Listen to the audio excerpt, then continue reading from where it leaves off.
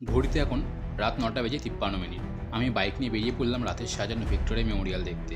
রাস্তায় যেতে যেতেই চোখে পড়ল হাজার হাজার পুণ্যার্থী হেঁটে তারকেশ্বরের উদ্দেশ্যে রওনা হয়েছেন। শ্রাবণ মাসের প্রতি শনিবার কিন্তু আমাদের এখানে এই দৃশ্য চোখে পড়ে। এই সময় পুণ্যার্থীদের নিরাপত্তার কথা মাথায় রেখে জিটি রোডের উপর দিয়ে ভারী যানবাহন বা লরি চলাচল সম্পূর্ণ বন্ধ থাকে। বেলুড় মাঠ পার করে কিছুক্ষণের মধ্যেই আমরা এসে পৌঁছালাম ঐতিহাসিক হাওড়া ব্রিজে। স্বাধীনতা দিবস উপলক্ষে জাতীয় পতাকা তেরঙ্গা রঙে সেজে উঠেছে পুরো ব্রিজ। রাতের শহরে যা সত্যি প্রচণ্ড মায়াবী লাগছে। একই ফ্রেমে কলকাতার দুই বড় আইকন, এক হাওড়া ব্রিজ আর দ্বিতীয় হলুদ ট্যাক্সি। তবে দিন দিন হলুদ ট্যাক্সি শহর থেকে হারিয়ে যেতে বসেছে, হয়তো আর কয়েক বছর পর দেখাও যাবে না। ব্রাভন রোডের ফ্লাইওভার থেকে হাওড়া ব্রিজের পুরো লাইটিংটা এক নজরে দুর্দান্ত দেখাচ্ছিল।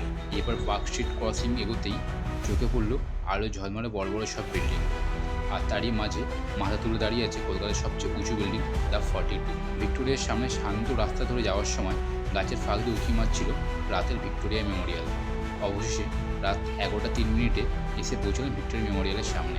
রাতের এই অপূর্ব সুন্দর ভিক্টোরিয়া মেমোরিয়াল দেখতে মাঝরাতেও মানুষের উপচে পড়া ভিড়। রাতের কলকাতায় এই রূপ সত্যি অসাধারণ।